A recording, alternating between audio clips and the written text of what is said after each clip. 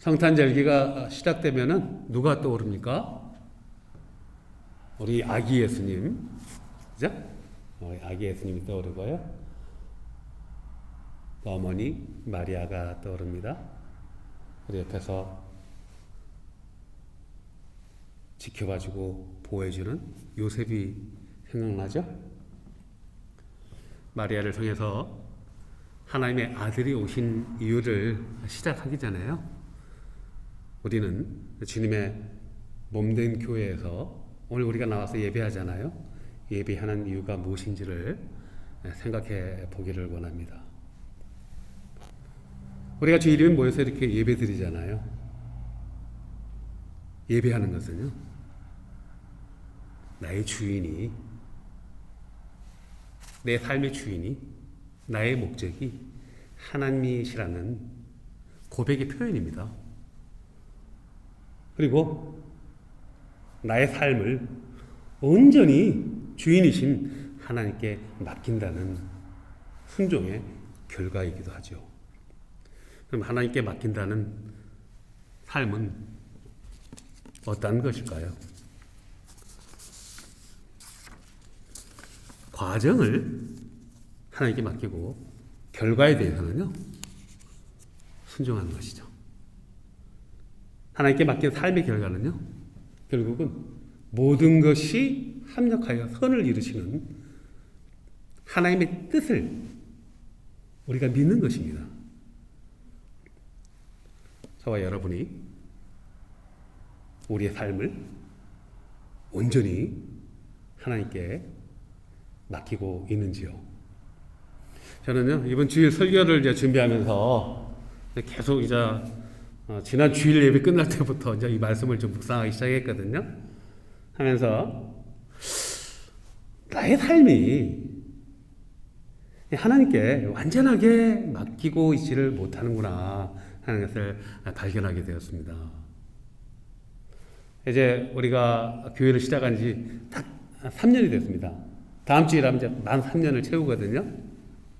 1월 첫 주가 이제 우리 4년 차로 이제 접어들게 되는데요. 매주일마다 예배를 이제 준비하고 행하는 모든 것들이요, 하나님께 온전히 의지하지 못하고요, 저의 힘이 들어가고요, 저의 생각이 들어가다 보니까 주일이 오는 것이요, 주일 예배가 기쁨으로 맞이하는 것이 아니고 걱정과 근심으로 다가오는 것입니다. 그러다 보니까 저희 부족함을 발견하게 되고요, 낙심하는 제 모습을 보게 되는 것입니다. 우리들이 이제 여행을 가잖아요. 우리 멀리 여행을 갈 때 비행기를 타고 가기도 하고 버스나 기차를 타고 가지 않았습니까? 그럼 이제 티켓을 구입을 해요. 그럼 뭐 기차를 타고 간다 그러면은 부산을 간다 그러면 부산행 기차를 딱 보고 좌석을 보고 앉으면은 몇 시간 동안을 그 기차가 정확하게 부산에 도착할 것이라는 것을 의심하지 않지 않습니까? 그러면서 우리가 의심하지 않기에 잠을 자기도 하고 영화를 보기도 하고 음악을 감상하기도 하면서요, 여행을 즐길 수가 있는 것이죠. 이와 같이 맡긴다는 것은요, 조금도 의심하지 않는 것을 말하는 것입니다. 오늘 비상식적인, 우리들의 눈으로 보면, 관점으로 보면 비상식적인 사건이 일어납니다.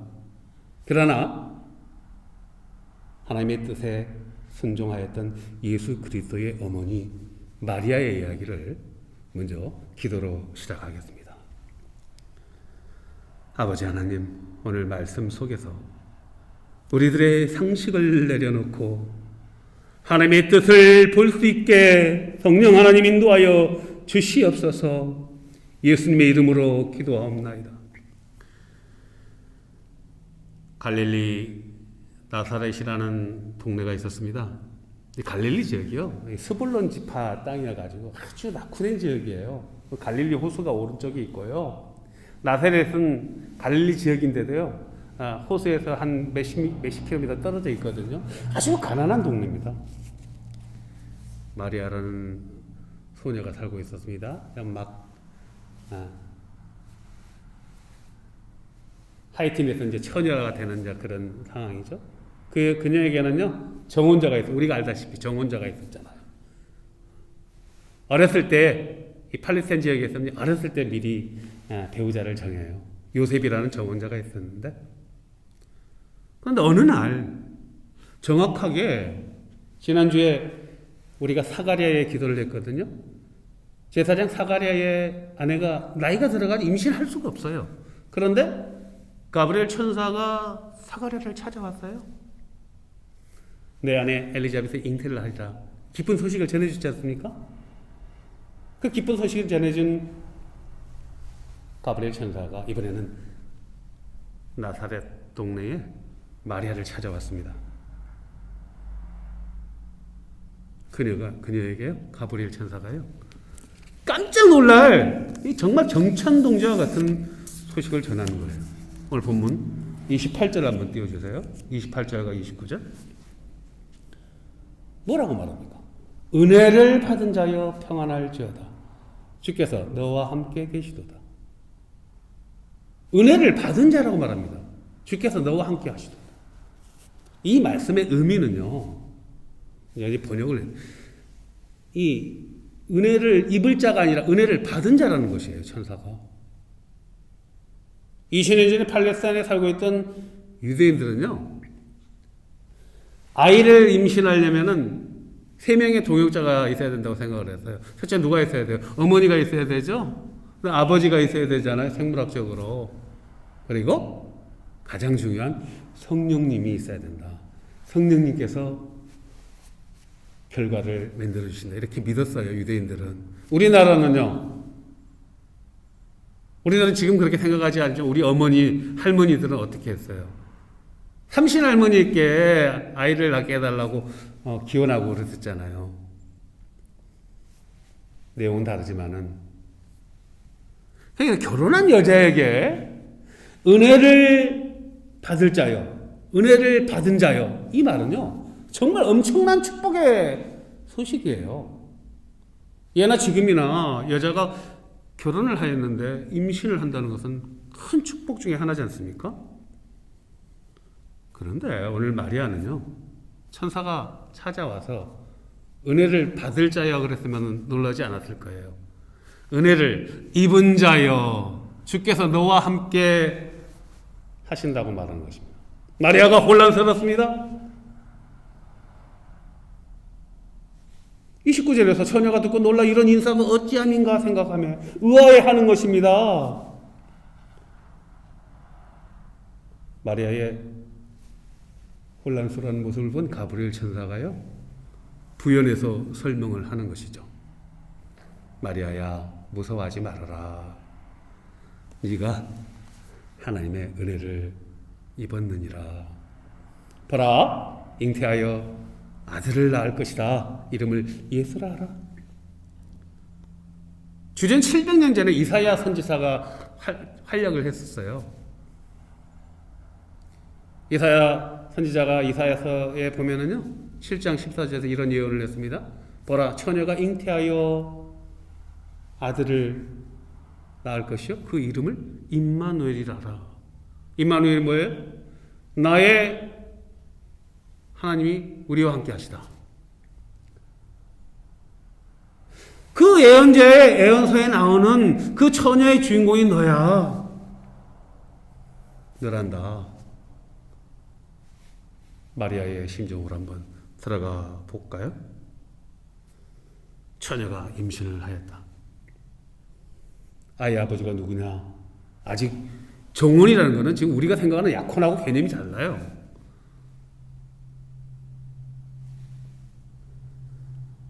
성령으로 잉태되었습니다. 하나님이다. 하나님의 영신 성령에 의해서 잉태가 되었습니다.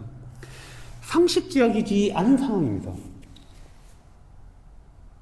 처녀인 마리아가 감당하기에 너무나 충격적인 소식인 거예요. 가브리엘 천사가요, 이름을 예수라고 구체적으로 명시합니다. 예수라는 이름의 뜻이요, 마태복음 1장 21절에 나오거든요. 오늘 암송 구절도 하고요. 이름을 예수라 하라. 예수라는 뜻은요, 그가 자기 백성을 그들의 죄에서 건지실 자이니라. 마리아는 천사의 충격적인 소식에 놀라서 가슴을 쓸어내리면서 차분하게 가브리엘 천사에게 답을 합니다. 저는 남자를 알지 못하는데요, 어떻게 이 일이 가능하겠습니까? 영어 성경을 보면은요, 저는 처녀입니다. 어떻게 임신할 수 있겠습니까? 라는 뜻이. 천사님, 오늘 번지수를 잘못 찾아오셨습니다. 저는 아직 미혼인데요. 사람을 잘못 찾아오셨어요. 정상적인 사람이라면, 건강한 사람이라면 당연히 할 수 있는 생각과 대답인 것이죠. 그런데 가브리엘 천사가 마리아에게 성령의 능력으로 하나님의 아들이라 일컬어지는 다윗의 왕위를 계승할 메시아가 탄생할 것이라고 예고를 하는 것입니다. 당시에 이스라엘 백성들은요, 메시아 대망론이 있었어요. 이사야 선지자하고 스가랴 선지자가 다윗의 계보를 통해서 메시아가 온다는 예언을 하였거든요. 그 얼마나 지금 핍박받는 상황입니까? 주전 686년에 바벨론에서 완전히 멸망당했잖아요. 700년 이상을 지금 그의 대국 페르시아에게 압박을 받았죠. 그 다음에 헬라 제국에서 몇백 년 동안을 지배를 받았죠. 지금은 로마 제국에서 지배를 받고 있는 식민지 생활을 하고 있는 것입니다. 메시아가 오면은 우리를 해방시켜 줄 것이야. 다시 다윗과 솔로몬 왕국처럼 그 화려한 제국의 번영을 우리가 맞이할 거야. 대망론이 있었던 것이죠. 그런데 천사가 찾아와서 자신의 몸에서 메시아가 탄생할 것이라는 예언은요, 정말 어메이징한 놀라운 축복이에요. 결혼한 여인에게 이 소식을 들었다면 놀라운 축복입니다. 그런데 마리아는요, 이 놀라운 이 기쁜 소식을 기쁘게 받아들일 수가 없는 거예요. 처녀가 임신을 하였다는 것은요, 납득이 되지 않잖아요. 지금도 이런 상황이 되면 어려운 상황이 되지 않습니까? 2000년 전에 그 유대인 사회에서 처녀가 임신을 하였다는 것은요, 부정한 짓을 하여서 임신을 하였다고 생각할 수밖에 없어요. 유대인들의 율법에 의하면은 부정한 행위를 하면은 어떻게 해요? 돌에 맞아 죽임을 당해야 돼요. 그 요한복음 8장에 보면은 바리새인들과 서기관들이 예수님을 올가매려고 현장에서 간음하다가 잡힌 여인을 데리고 오잖아요. 예수님 앞으로 와서 어떻게 할 것인가? 만약에 예수님이 율법대로 명하면은 예수님의 가르침이 호구가 되는 거예요. 형제의 잘못을 70번에 7번이라도 용서하라고 말씀하셨잖아요. 마태복음 18장에서. 근데 만약에 벌하지 아니하면은 모세 율법을 어기게 되는 것이 신선모독죄로 고소할 고소거리가 되는 것입니다. 그런데 기가 막힌 정말 판결을 예수님이 하시잖아요. 율법도 하나님이 주신 말씀인데, 너희 중에 죄 없는 자가 먼저 돌을 던지라.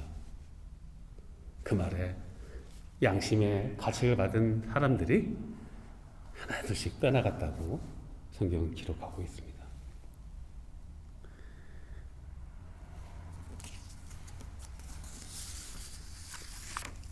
정혼자가 있는 처녀가 혼전에 임신을 하였다는 것은요, 정말 이런 끔찍한 형벌을 받을 수밖에 없는, 설명이 되지 않아요. 마리아는요, 자신의 정혼자 요셉을 찾아가서 이야기하였습니다. 요셉도 마리아의 말을 믿을 수가 없었습니다. 마태복음을 보면 1장에 요셉의 심정이 나오는데요. 마리아가 가만히 끊고자 하여 이렇게 나오잖아요. 그 말은 뭐냐면 후문이 나면은 마리아가 심판을 받아야 되니까 돌에 맞아 죽어야 되니까 가만히 관계를 끊고자 했어요. 그런데 그 밤에 하나님의 메신저 사자가 나타나서 현몽하잖아요. 꿈에 나타나서 성령으로 잉태된 것이다. 그 말을 듣고 요셉이 순종하면서 마리아를 지켜주게 되죠.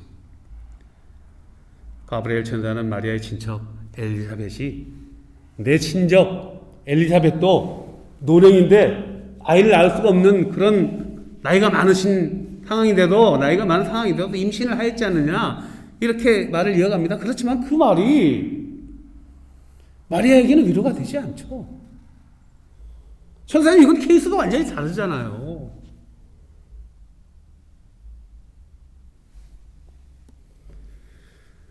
가브리엘 천사가 이렇게 이야기합니다. 하나님에게는 능치 못할 일이 없느니라. 이 말씀이 선포되자요. 이 나이 어린 마리아의 반응이 정말 경이롭습니다. 마리아가 38절을 보세요.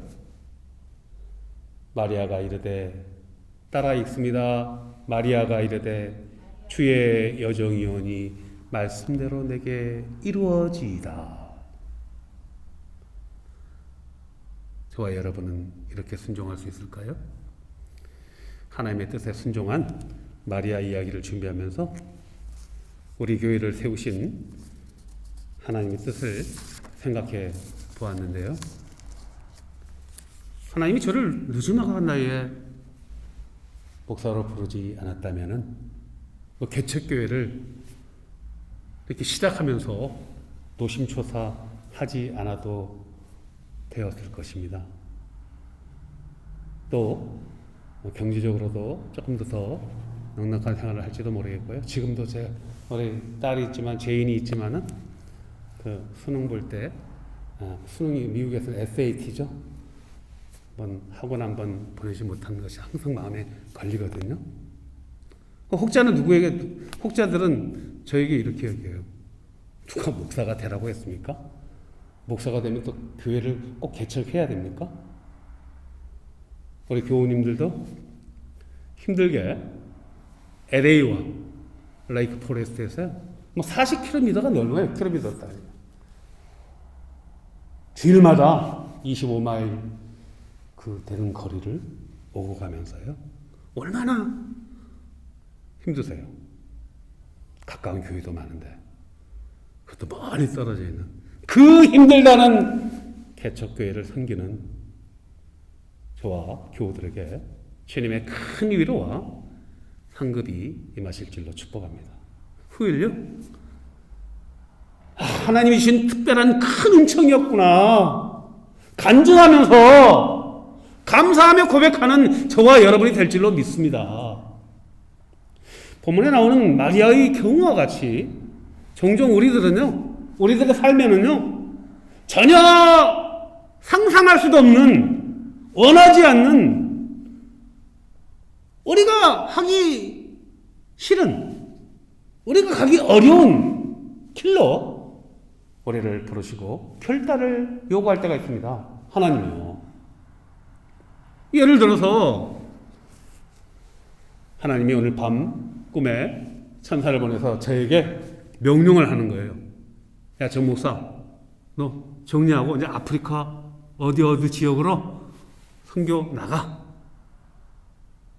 아마 저는 순간 갈 수 없는 이유 10가지 이상을 제가 항변하게 될 것 같아요. 제 나이가 60입니다. 아들을 돌봐야 되잖아요. 이제 교회는 이제 시작해가지고 아직도 연약한데요. 제가 건강도 좋지 못하고 하나님 아시잖아요. 저는 더위에 무척 약하다는 거예요. 습기에도 약하고요. 팔이 목이 저거 그거 감당하지 못하는 거 아시잖아요. 누가복음 14장에 보면은 큰 잔치의 비유가 나와요. 주인이 하인들을 보내서요, 잔치의 초대장을 보내요. 잔칫날이 됐습니다. 하인들을 보내서 잔치에 오시라고 다시 알리러 갔는데요, 이유들이 제각각이야. 어떤 사람은 밭을 샀어. 내가 밭을 새로 사가지고 밭에 나가봐야 돼. 또 어떤 사람은 내가 소를 샀거든. 소가 이게 일을 잘하는지 테스트를 해봐야 돼. 어떤 사람은요, 저는 결혼한 지 얼마 안 된 신혼입니다. 오늘 제가 결혼한 지 얼마 안 돼서 잔치에 참여하지 못하겠어요. 잔치의 청함을 받아도 참석하지 않으면 그 잔치의 유익과 기쁨과 잔치의 내용을 알 수가 없죠. 그죠? 그래서 주인이 당초에 청함을 받지 못하였던 아주 가난한 사람들, 몸이 불편한 사람들, 맹인들, 저는 자들 다 불러와라. 잔치 그 자리를 꽉꽉 채워요. 이 비유 말씀이 이렇게 끝납니다. 우리들이 상식적으로 생각하는 험한 오제와 같은 선교지나 사역이요, 사명이 하나님 나라에서는 큰 잔치, 작은 잔치가 아니라 아주 큰 잔치에 초대받는 아주 귀한 선물일 수 있다는 것입니다. 마리아, 그녀의 삶은 하나님께 90%요? 아니요. 100% 헌신된 삶이었습니다. 하나님의 뜻에 순종함으로 가냘픈 소녀에서요, 어떻게 되었어요? 하나님의 어머니가 되었습니다. 여자로서, 한 인간으로서 그녀의 삶은요, 완벽하게 하나님께 드려진 것이죠. 성경 전체를 통해서 그녀보다 더 헌신된 사람이 누가 있었을까요? 순종함으로 하나님의 아들 예수 그리스도를 잉태한 마리아, 그녀의 새하얀 웨딩드레스의 꿈은 사라졌습니다.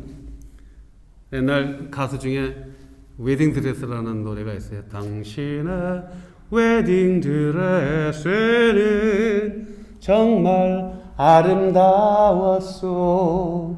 춤추는 웨딩드레스는, 기억나시죠? 여자에게 새하얀 웨딩드레스의 꿈은 얼마나 소중한 꿈입니까? 마리아는 웨딩드레스의 꿈이 사라졌습니다. 요셉과의 달콤한 그 결혼과 허니문도 사라졌습니다. 그녀의 삶은요, 하나님의 아들을 양육하는데 온전히 바쳐졌습니다. 그리고 마리아뿐만이 아니죠. 그녀의 곁에서 이해할 수 없는 상황을, 도무지 이해할 수 없고 납득할 수 없는 상황을 믿음으로 극복하고 순종하였던 남편 요셉이 함께 있었다는 것입니다. 하나님의 뜻을 위해서 자신의 삶 전체를 헌신한 마리아. 그러나 2000년이 지난 지금 그녀는 하나님의 어머니로서, 인류의 죄를 구원한 예수 그리스도의 어머니로서 우리들 삶에서요, 세상 끝날까지 거룩하게 영원히 남아있는 것입니다. 마리아를 통해서 인류 구원의 위대한 하나님의 사랑이 시작된 것입니다. 그리고 묵묵히 마리아를 보살피면서 하나님의 뜻에 순종하였던 요셉이 있었습니다. 하나님은요, 그 요셉에게 4명의 아들과 또 딸들을 주셨어요. 태초에 한 여인 아담의 아내 하와의 불신앙으로 불순종으로 제가 잉태되었죠. 그러나 2000년 후에 2000년 전에 가난한 갈릴리 나사렛이라는 한 동네에 어린 처녀 마리아의 순종을 통해서요, 마라나타 주님 오시옵소서, 하나님이 평강의 왕으로 이 땅에 성육신 하였던 것입니다. 성탄을 기념하는 오늘 저와 여러분이 알테시아 장로교회를 향한 하나님의 뜻, 한 영혼을 위한 전도 사명을, 그 귀한 사명을 부름을 받고 순종함으로 큰 상급 받는 복된 삶이 되시기를 주님의 이름으로 축복합니다. 기도하겠습니다.